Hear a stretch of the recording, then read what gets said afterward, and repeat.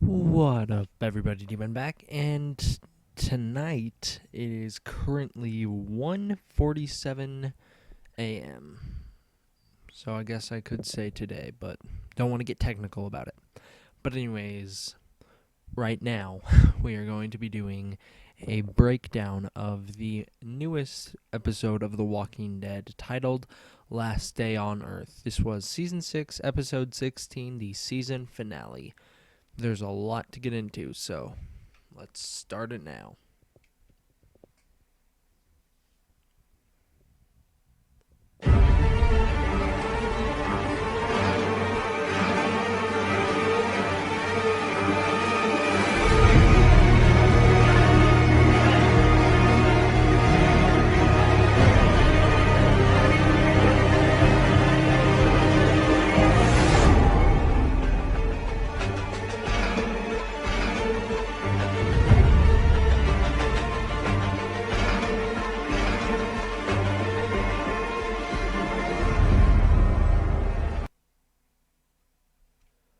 Alright, so this whole episode is pretty much like an escort mission of a video game. It is trying to get a certain character from point A to point B, and the specifics of that for this episode are trying to get Maggie from Alexandria to the hilltop. Now, I'm going to have to keep my voice down. I kind of just thought of that because it is so late, and I don't want to wake anybody up. So, going to keep it down.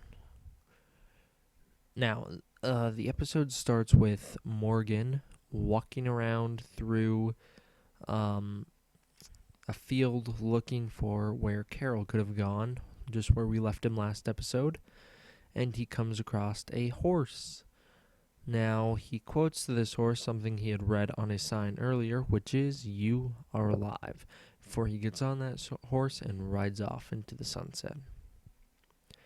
Back at Alexandria, Carl and Enid are loading up guns, and Carl does not want Enid to go with them on the mission to the hilltop. Enid, of course, does, causing a conflict, ending up in Enid spending the remainder of the season trapped in the closet, just like R. Kelly. Ooh. Now, that is a loose end. We have still yet to find out what's going on there. Is she gonna die? Probably not, but that'd be pretty funny if she did. I know that's kind of a screwed up thing to say, but could you imagine that after all that JSS crap, and then she just dies in a closet because Carl locked her in there? Anyways, moving on. There is a montage sequence at the beginning, and during it, we see a savior man, or a man running away from the saviors through the woods. He eventually falls down and is captured by a small group of saviors. The leader of that small group is played by Stephen Ogg. And he says this quote on screen. If you want to read that, I'll give you a minute. The importance of this quote will come into play later, so we'll get back to it. Now, the Alexandria crew is just getting geared up and ready to hit the road. Aaron and Rick have a little conversation, which has a nice throwback to the episode when Rick met Aaron, because Aaron says he's going to have to punch him in the face again and tie him up with zip ties in order for Aaron not to go with. That could possibly be a foreshadowing red flag for Aaron's death. Now, during all this, Morgan rides around through a town with the horse that he found. This is from the promo picture we saw back at the before No Way Out happened, and now we're coming back to it, and now we finally get to see this play out on screen. Now, Morgan finds an old library, and actually outside that library on the front porch is Carol, and she has been stabbed. Yeah. When she shot that savior at the midpoint of last episode, We heard him scream and run towards her, and I guess he nicked her in the side or something. She is, of course, okay. She will survive from that. And Morgan kind of heals her up and then tries to convince her to go back to Alexandria. Meanwhile, the RV is stopped, and Rick and crew get out, and they see the Saviors standing there on the road. This is a callback to, or a possible callback to, a sequence we got earlier this half season when Daryl, Abraham, and Sasha were all stopped by a gang of Saviors. Now Rick gets out and tries to make a deal with the Saviors, and Rick's deal that he wants to make is a comic book reference to when Rick decides that he wants half of the Saviors' stuff, and in return he will give them protection from the Walkers just like they offered to the Hilltop, because he thinks that he is in much more of a position of power than them. As we see play out through this episode, he is wrong. Now, the Savior doesn't take the deal, and they spray paint an X on this man's chest, and we will be seeing this man again through the episode. This Savior is, of course, played by Stephen Ogg, as I've said earlier, and if you don't know already, this is another fun fact, that Stephen Ogg is actually the voice and character model of Trevor Phillips from the Grand Theft Auto 5 video game. You want to make today your last day on Earth? No, but that is a good thing to bring up. Think about it. What if it's the last day on Earth for you? For someone you love? What if that's true? Maybe you should be extra nice to those people in that RV, because you never know. Just like that. Be kind to each other. Like you said. Like it was your last day on Earth.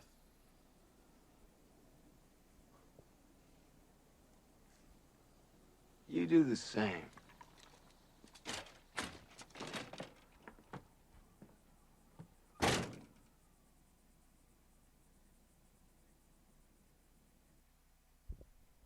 Now, this whole talk of Last Day on Earth is a clear reference to the title of the episode, something that we've been seeing quite a bit throughout the newest season of Walking Dead, where they always say the episode title in the episode, which they also used to do back in the season 1 episodes. So it's kind of cool to see it come in full circle there. As the wolf said, everything gets a return.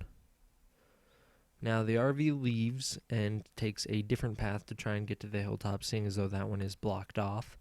And they run into another roadblock. This one is larger in size and has a lot more people. One of the people walks up and starts firing off shots into the air and intimidates the group, and they leave again. That's a clear shot. Now we get this quote comes into play again in a very important way. And what is definitely important about it is, first of all, it talks about the people broke the rules of the Saviors and they had to die for it. And Rick has been killing lots of Saviors, breaking lots of their rules. So that's a foreshadow to someone dying. Now we see that they strung up the person who shot first to make an example of him, but they didn't stop there, so they killed them all. Now, here's the person who they strung up that Morgan comes across outside of the library, and it's just kind of cool to see kind of a subtle reference to this is what happened, so now we know that this man is the one who fired at the Saviors, and that is what his life is now. It's over. These are the rest of the people that were in the group with that man and the guy who ran away and got captured by the Saviors. Now they are all turned, and just shows how brutal the Saviors are. From here, Rick's group is stopped by another crew of saviors. This one is way larger in size, putting all the others to shame. And once again, Rick's group leaves because no one thought to pack the RV in, or the RPG into the RV, which would have been. Could you imagine how cool that would have been if, like, Rick stepped out and just blasted him? That would have been a very cool sequence. So now we get Don't. the I can try and final break the chain. scene with Won't this work. poor man. Try. It won't work.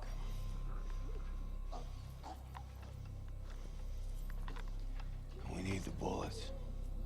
And it gives us an insight into the Savior's mentality, as they are willing to murder someone to make an example out of him and to kind of put Rick's group in their place. And there's the X that was spray painted on his chest.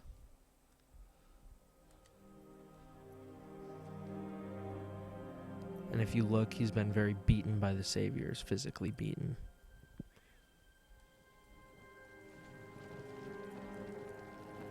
Now fire starts behind Rick. This is kind of, could be a reference to, there's been a lot of fires recently this season. Or maybe one of theirs. Better go. It's gonna get hot. You go get where you're going. Go. Go.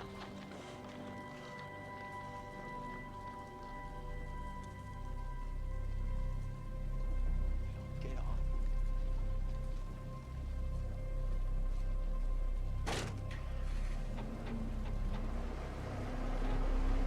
And we get some more references to the title Last Day on Earth here, with Stephen Ogg's character mentioning how Rick better be treating his people good.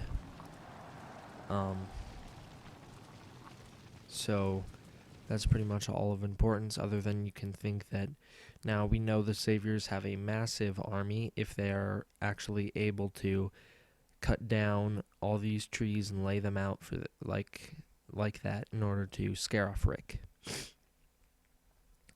Meanwhile, all this is happening. Carol ran away from Morgan and is attacked by a walker. She kills it, but the Savior from last episode jumps her, steals her gun, shoots her in the arm and the leg, and plans on leaving her to die slowly and brutally, as he will let her bleed out. Now, Carol doesn't want this. Carol actually wants to die now because she thinks if the Savior leaves her, she'll find a way out of it. She'll survive. So she calls him back over to kill her, and just as he's about to do so, Morgan breaks his code. All life is precious, can't work all the time. Morgan kills this man, and I'm pretty happy about it. I've been waiting for Morgan to kill for a while now. And as I know, a lot of us are. A lot of us Walking Dead fans. So Morgan kills him, and then goes over to Carol, who is still probably wanting to die. And then some members of what can only be assumed as the Kingdom, I think it's pretty clear at this point that these guys are from the Kingdom, have come over and joined with Morgan and Carol in order to bring them back to their sanctuary and revive Carol, get her back to normal, and that is the last we see of Morgan this episode. I think this will play a huge role in Season 7. I'd be willing to bet that Season 7 might even open with a shot of Morgan arriving at the Kingdom and meeting Ezekiel and Shiva, because we all know The Walking Dead likes to screw with us and not show us what we really want to see right away. Otherwise, we would have found out what happened to Daryl at the very beginning of this episode instead of the very end, and we will find out the end of the cliffhanger at the very end of this episode at a random point next episode, as I think will happen. Not a random point after the credits, and we'll get into that later. So, Rick's group comes into another roadblock. This is, of course, another promo picture we saw that comes into play because Rick's group is stopped by a whole chained row of walkers. One of these walkers has Daryl's arrows stuck in him, and another one has Michonne's dreadlocks, some of her dreadlocks, stuck to its head. Rick goes to clear it, and some gunfire starts. The saviors start shooting at them through the trees, and they don't try and kill them. They're shooting at their feet, just like at Terminus, how they don't want to kill them. They want to herd them to a certain place. Now, Rick, realizing this is his only chance, kind of runs over and does the only thing he can do, which is he grabs one of the walkers and hacks its arm off, just like he did with Jesse. So from there, they make it out. You're gonna be okay. The baby's gonna be okay. This isn't it. This isn't it. There's more. There's gonna be more. I believe in you, Rick.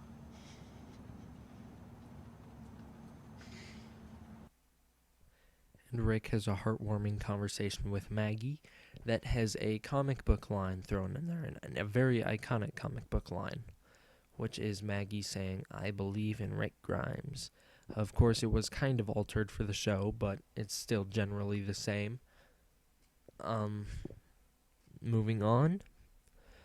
Now we get a heartwarming goodbye between Abraham and Eugene, where the two hug it out and foreshadowing both of their, or one of their deaths. We'll get into that in another video. Go! Go!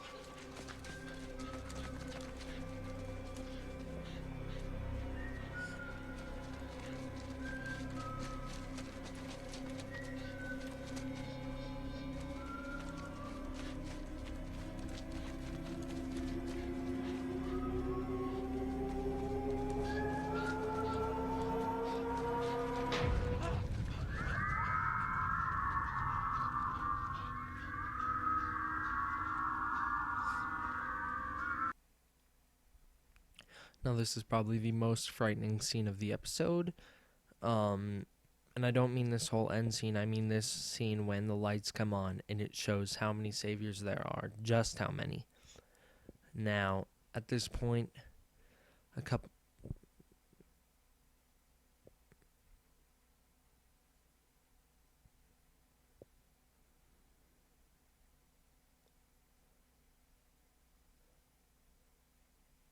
other surviving members of our group are brought out, and they are Daryl, Rosita, Michonne, and Glenn, and they are brought out and kind of lined up with the rest of the group for Negan to finally show up and make an example of one of them. Not one of those four in particular, just one of them, and have everyone witness. So Negan steps out, and fun fact, just kind of out of nowhere, I found out that Negan is actually based off a real person. If you look at the appearance here, I believe the guy's name is Henry Rollins or something like that. I could be wrong. I'm not sure. I didn't write it down. But this is kind of the art inspiration for him and slightly the actual inspiration for him. So Negan comes out, and it's just like his comic book counterpart. He has a lot of comic book lines in this scene, and it is very apparent. Just from the very first line he says, as seen on here is the comic book version, and it is word for word in the show. The only difference between the show and the comic is the comic uses a lot more F words. The show doesn't use any, at least on the cable version. The DVD Blu-ray supposedly has a lot. So Negan comes out, and everyone's all lined up, and then he gives this big, huge speech, kind of putting Rick down a lot. Rick has a look of horror in his eyes that we have never seen, and it's just kind of sad to see Rick at the beginning of the episode so full of hope and just he just feels like he has everything under control, and now Negan shows up and kind of shows him just how wrong he is. So from here, Negan he gives this big speech about how all of the supplies back at Alexandria now belong to him, and in that speech, there is a line that echoes Rick from way back in season 5. Not way back, but from back in season 5. Rick tells Carl, "You are not safe," and now Negan tells Rick, "You are not safe." Now from here, a lot more of comic book iconic lines are seen in the episode, such as the little future serial killer, and he tells Carl to lighten up. Then Negan decides that he can't decide who to kill. He doesn't know who he wants to kill, so he lets fate do it for him with a brutal game of eeny, meeny, miny, moe. And it really does screw over the audience big time. Anybody moves, anybody says anything, cut the boy's other eye out and feed it to his father, and then we'll start. You can breathe, you can blink, you can cry. Hell, you're all gonna be doing that.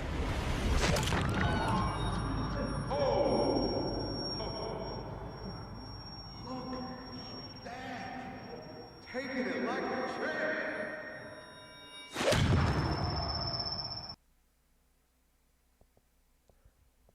Now, I will be doing some theory videos throughout this next upcoming, 7 months or something before Walking Dead returns, however long it is. I will be doing lots of theories on who I think it is and just analyzing that scene frame by frame and all that. Now, there can be some speculation as to who it is just based off the comic book and iconic moments seen on screen, such as this one. Just overall, you might be able to assume that it's Glenn. I personally,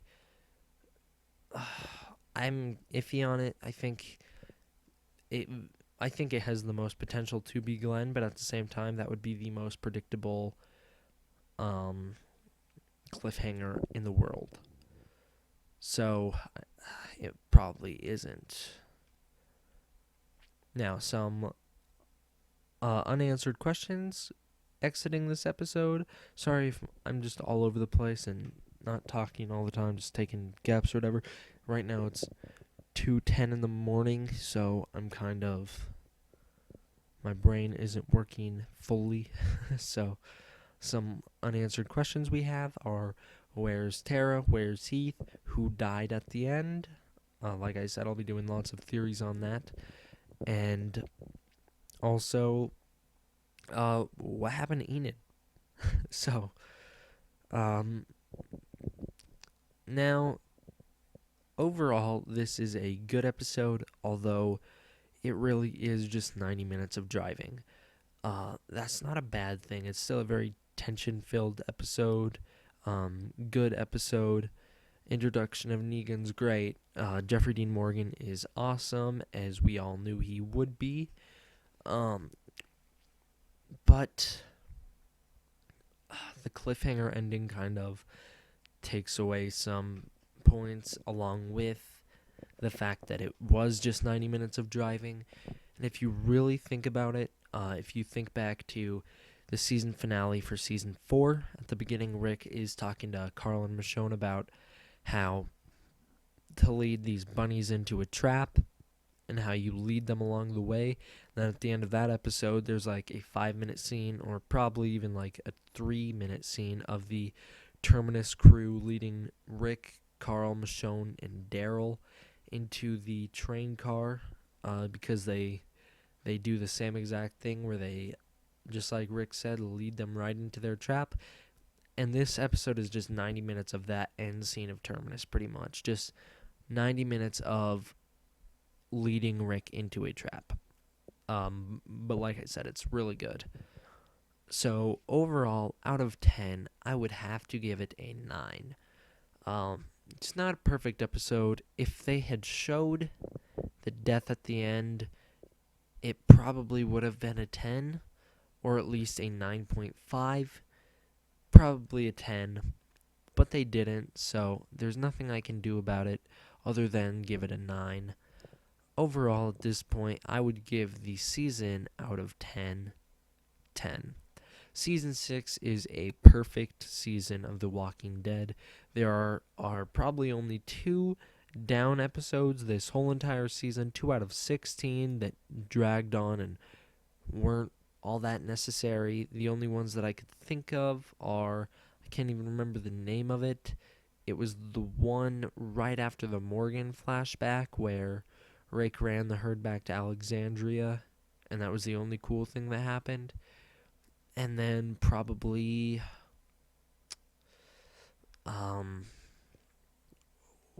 East wasn't amazing. So still, I'd give it a 10 out of 10.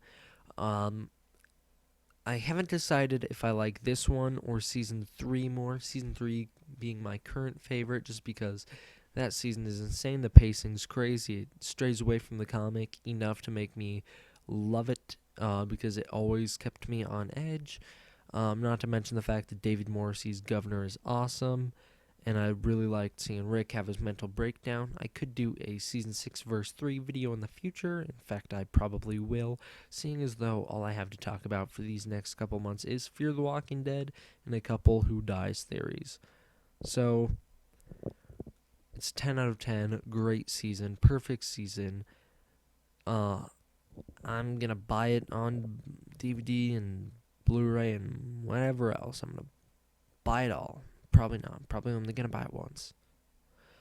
Now, I should end the video here, but I put a lot of time into these Walking Dead edits that I've been recently doing, so I figured why not promote it now. If you haven't seen, I just uploaded a brand new Walking Dead edit. Not just uploaded, but uploaded this week of The Last Day on Earth. I think it's good. I don't know how you guys like it. If you would, please go check that out. I did put a lot of time into it. Pretty much most of my time just went to gathering all the video clips and then throwing them into it. Took me less time than that. So, anyways, go check it out. I put a lot of effort into it. I would really appreciate it. And thank you for watching. I'm D-Man. D-Man out.